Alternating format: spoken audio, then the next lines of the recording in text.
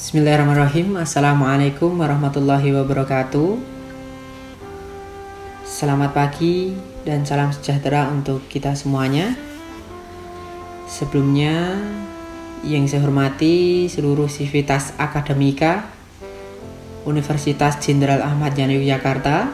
Yang saya hormati Prodi, Kaprodi di Prodi Teknologi Bank Darah Universitas Jenderal Ahmad Yani Yogyakarta. Pada kesempatan ini saya akan berbagi ilmu pengalaman studi karir saya di Prodi Teknologi Bank Darah. Saya Rahmat Nur Pambudi, lulusan tahun 2019-2020. Yang selanjutnya saya mengucapkan selamat bergabung dan sukses buat adik-adikku semuanya yang bergabung di Prodi Teknologi Bank Darah Universitas Jenderal Ahmad Yani Yogyakarta. Nah, poin utamanya di sini saya akan menyampaikan 3 hal poin penting buat adik-adikku semuanya yang akan belajar di Prodi Teknologi Bank Darah. Poin yang pertama, kenapa kalian memilih jurusan Teknologi Bank Darah? Yang kedua, pengalaman belajar di Prodi Teknologi Bank Darah. Yang ketiga, pengalaman mendapatkan pekerjaan. Dan yang keempat, tambahan. Nah, baiklah, slide yang selanjutnya yaitu kenapa Teknologi Bank Darah. Saya berpesan kepada adik-adikku semuanya, mahasiswa baru, kalian harus mempunyai mindset yang positif. Kalian harus berpikir secara positif. Karena manusia itu dipengaruhi oleh pikirannya. Mungkin beberapa orang berkata, kalau kalian kuliah di Bank Darah, nanti bagaimana? Tetapi realitanya, saya sendiri yang mengalami, ternyata saya langsung mendapatkan pekerjaan dan itu secara cepat. Karena apa? Ditambah dari faktor kebutuhan dari lingkup pekerjaannya, dari UTDRS, BDRS, terus plasmaferesis, dan lain sebagainya. Dan juga tenaga medis yang dibutuhkan itu sangat minim. Jadi antara kebutuhan dan penggunaan tenaga medis itu sangat berbanding terbalik. Maka teman-teman semuanya harus yakin, di Teknologi Bank Darah kalian itu akan mendapatkan peluang yang sangat besar untuk mendapatkan pekerjaan. Jadi saya berpesan harus menanamkan mindset yang positif. Nah, baiklah, slide yang selanjutnya yaitu kenapa Teknologi Bank Darah lagi. Tadi sudah dijelaskan tentang mindset harus berpikir positif.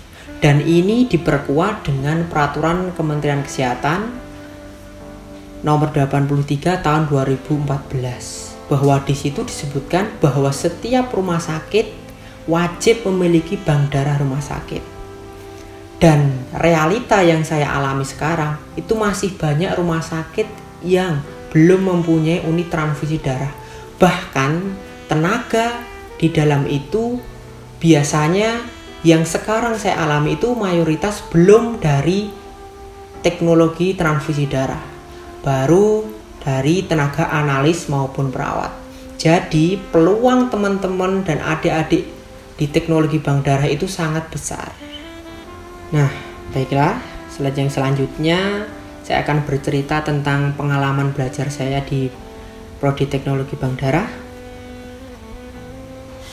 Dulu saya masuk 2017-18, lulus 2019-2020. Pada tahun 2017 saya yaitu masa penyesuaian, kenapa, bagaimana, dan lain sebagainya tadi udah terjawab di atas. Pada tahun 2018 saya mulai mengenal hal-hal baru, dari pemeriksaan IMLTD, serologi, golongan darah, dan aftab atau pengambilan darah di vena. Dan lanjut tahun 2019, di situ dimana masa kita PKL, terus banyak tugas, bahkan biasanya yang story adik-adik itu tentang percintaan itu akan berubah menjadi story tentang tugas, terus PKL, makalah dan lain sebagainya. Dan akhir 2020 di situ masa-masa di mana akhir yaitu pembuatan karya tulis ilmiah, membuat KTI, menentukan judul, mengolah data dan lain sebagainya. Ketika itu barulah kalian lulus dan menjalani kehidupan yang sebenarnya. Secara singkat seperti itu. Nah, di sini foto satu angkatan saya. Ini pada tahun 2017, angkatan 2017, 18, dan ini ada saya saat di lab pengambilan darah atau aftab.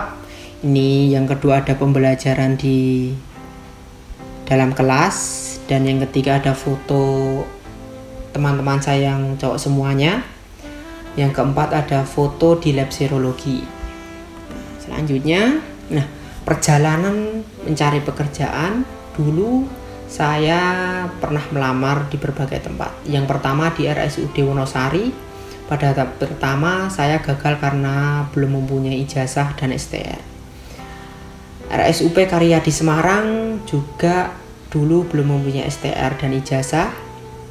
RSUD Tulungagung saya udah lolos pemberkasan, tinggal lanjut tahap kedua yaitu tes wawancara dan tes kesehatan. Dan saya pernah freelance di UTD PMI Kabupaten Bantul, pernah freelance juga di RSUD Panembahan Senopati Bantul, dan sekarang alhamdulillah saya bekerja di RSJ Profesor Dr. Surojo Magelang di unit bank darah rumah sakit. Nah, itu tadi salah satu cerita perjalanan karir belajar di teknologi transfusi darah. Dan saya berpesan kepada adik-adikku semuanya,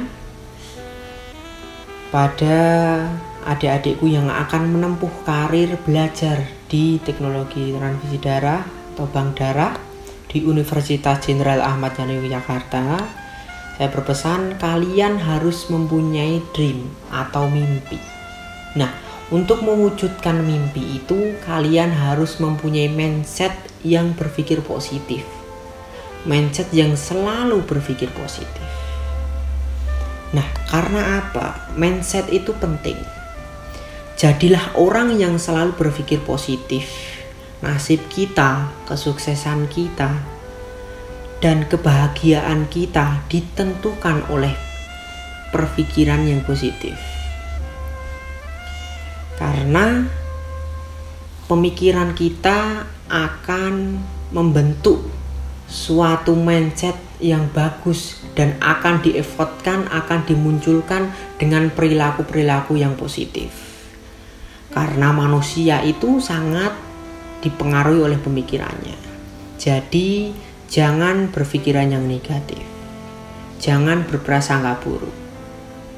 Ini penting buat kalian. Kita akan mencapai apa yang kita pikirkan. Kita akan mencapai dan memperoleh apa yang kita pikirkan. Maka berpikirlah yang baik.